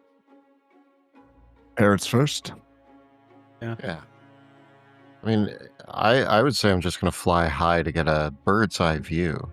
Sure. Yeah, you fly up real good. And the soldier here does notice you, does see you flying around, but he's, looking out for pirates, not for any of you. Oh, is that our man Mayhem down there? As you fly up, we have a crane shot here that booms up over this little fort. And we see one soldier with a powdered wig standing there, and he goes, "For crimes against the crown, for debauchery inside a church, for debauchery inside the holy sanctum, for debauchery and rum drinking in a tavern, in public, in the jail, on the docks, and he just goes through a giant list. He just keeps going. For generally causing mayhem in a nunnery, for generally causing mayhem within the king's chambers, for generally causing mayhem with the king's niece and nephew, and it continues going through through the list. Onward. I use my monkey's head on him. Do you want to? I was going to say, should we dive bomb? But yeah, let's go. Let's go monkey's head. Oh my God. It seems pretty clear to me that these parrots have one recourse, and that is overwhelming violence. Overwhelming violence, of which I cannot kill you with. All right. You dive bomb. Who are you attacking? The crier? Here, I'll change the crier's icon, even though he's not a commander. I will use my monkey's head to have whoever's reading the list and just say defecate. Okay, make a spirit check, please. This is so much better than overwhelming violence. I'm amazed that you guys haven't pooed on anybody. True. I guess you killed one Erica guy did. with that. Oh yeah. Okay. Got it. The crier says, he goes, "For defecating upon and he drops his breeches and just immediately defecates where he stands. I'm going to let you use your own imaginations on the level of intensity here. And in fact, here is a D20 of the level of intensity of which it takes place. Okay, only a 5. All right, so we're keeping it PG here. Okay. Yeah. On the level of defecation. The stage is yours. Dr. Rumbeak? I'm going to fly over to this cannon. Is this cannon loaded? It is not loaded. No. Definitely not. Okay. I won't blow a hole in the wall then. Love the idea, but they wouldn't keep that one loaded. It makes sense. You know what? Here, I'll let you make a luck check, which is roll a D20 and add the amount of devil's luck you still have, and you're looking for a 13. I haven't used a devil's luck yet. So you have 4. There we go. I did it. Okay, yeah. Okay. With a 16 plus 4 for your luck, it was going to be an extraordinarily hard check. But Reinhardt, unfortunately, forgot to unload that cannon when he moved it. So with a dirty 20, that cannon is still loaded. I'm going to use my tiny sword to create sparks and light this cannon. Oh my God. Utter mayhem. Okay, that's going to be a strength check to see if you can create sparks as this little Well, just so happens that I am strong. That's going to be a 12. Yep. What is Beatrice doing? So I see them starting to like strike.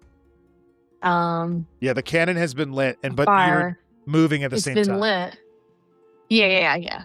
I'm going to. I kind of like. I see what they're doing, so I'm going to fly over to this red coat over here, and like above them. And as they like look up, to like see me above them, I'm gonna poop on them.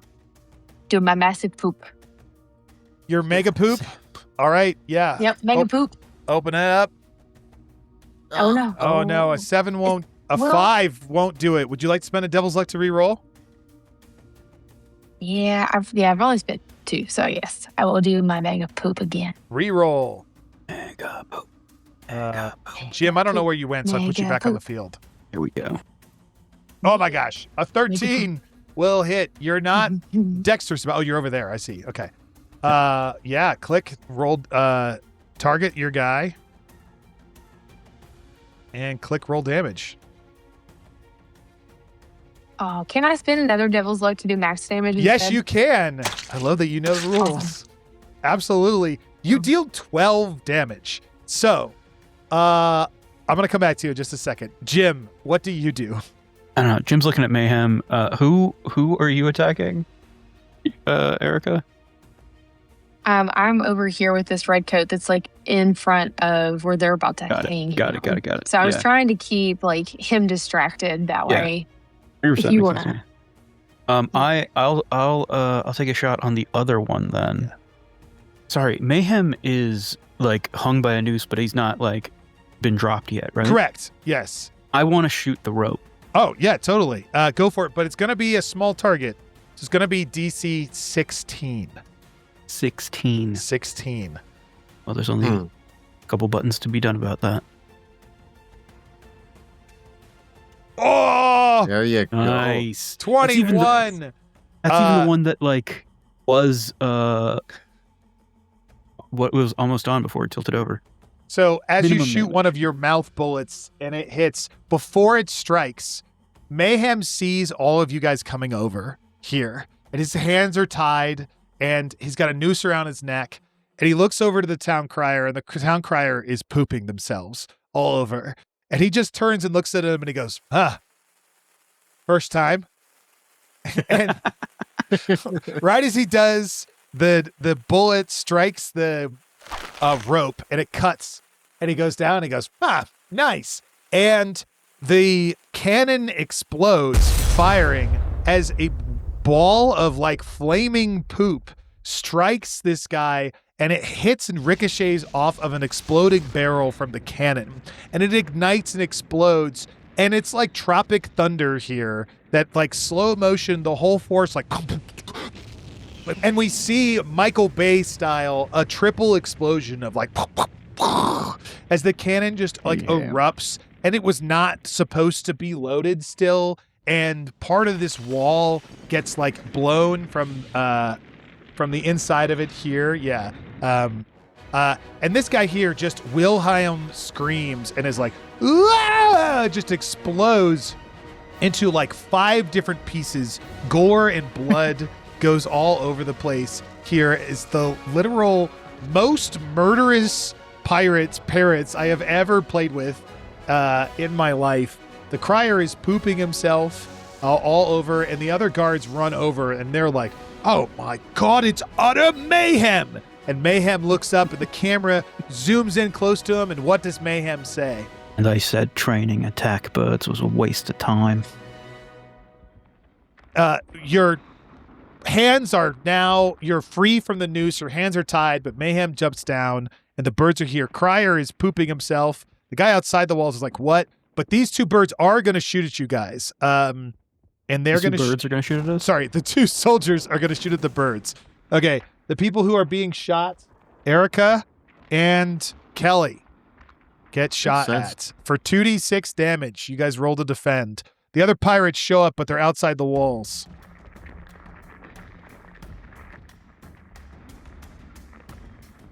Oh my god, look at your dodges.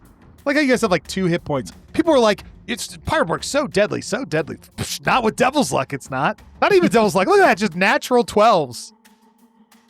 Yeah. Nice. I love I that. have not used Devil's Luck yet. I'm just a really good parrot. The bullet goes through your little bicorn, though, with exactly a 12. Oh, no. It's like, phew, from there. My hat. The parrots are freeing the pirates? What? As the fort is on We are fire. the pirates, mister. Yeah. There's a hole in the wall now. What does Mayhem do? I think Mayhem is going to very casually start walking down from the gallows. Takes the Mayhem, by the way, is Oh, please, just yeah. What do they look like? Yeah, the tallest, slenderest boy, just Babadook in a pirate hat. And I think most notably about Mayhem is that they also wear a red coat, one that has been dyed in portions, and is just ragged and nasty, and it's the last vestige that Mayhem keeps from his time in the British Navy, Nice. the British Royal Marines. And with that, Mayhem's just gonna look around, start walking towards the big hole. Unhurried. Yeah. Nice. There's utter chaos going on around, and the soldiers are like reloading their guns, but you guys can fly, and Mayhem is walking towards the hole here, and so you guys all line up. The other 4 pirates run over to the far side. They can see this like hole in the, I guess it should be like this door or whatever. You can come over to this door, and then they'll teleport through it. And the birds come flying over like the Blue Angels, you know, the jets here, just from there. And the fort has a multiple explosions, like boom. And one guy comes over to the edge and he sees the parrots and he goes, "Those are the best pirates I've ever seen."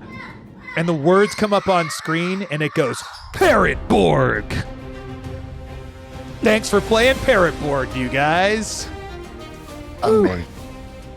You're able to free your pirates as you run into the thing.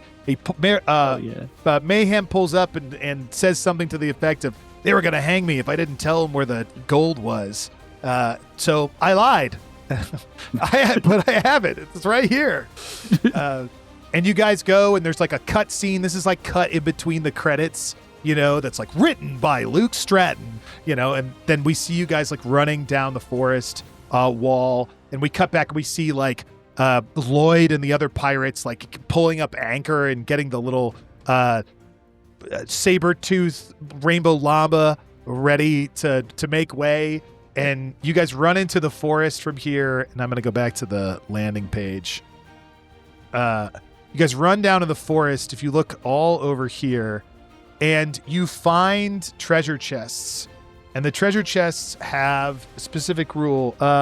There are 4 treasure chests with 1,000 silver pieces in them each, along with 2 extra cases of rum. So you guys, the pirates, pull out the bottles, and they're just sticking all the bottles in them, and the parrots each grab a bottle from there, and everybody grabs a case of like gems, and they're schooling out, and it's like Jackass style, where you guys are like running down the hill like too fast, and it freeze frames again, and it's like cinematography provided by your imagination, you know, and then you guys run further, you know, visual effects provided by Foundry VTT, available on Patreon. And then we like cut back to you guys like over cresting the hill from here, and there's more dragoons, like soldiers running over the hill, like shooting at you guys, but all 4 of you turn and attack. And there's like one more about to shoot Nick, and he's like, and it freeze frames, but then the assassin Osprey comes down and rips out its eyes, and he's like, "Not my people." From there, and you run across the beach through here, and the sloop comes like rolling into port. It like drafts shallowly as you all like throw your stuff overboard, and you jump on board, and And each of your pirates and or parrots have one last opportunity. There's this intercutting that's like, Erica, maker of Ragnarboard, and Dungeon Dude, Kelly. It's like different, your different names, and Sean and Nick. Make sure to check out Nick's podcast from Dead Letter Bureaus. Yeah, I got it. Okay, great. From there. And each of you climb aboard, and you have time to say one more thing. What does your pirate or parrot say? We're going to start with you, Nick, and go backwards. Nick. Yeah. Somebody please just wake me up. This has been a very strange day and a strange dream. Nice. Twitchy grabs her parrot from there and jumps on board with Beatrice. And what does Twitchy/Beatrice say or do? So I would say that since Twitchy was a performer and her thing is doing the Skylarker, so she likes to swing around on the ropes. Mm-hmm. Instead of them saying anything, they do this beautiful dance as Twitchy is swinging around on the ropes on the ship, and Beatrice is flying around her. They say nothing at all.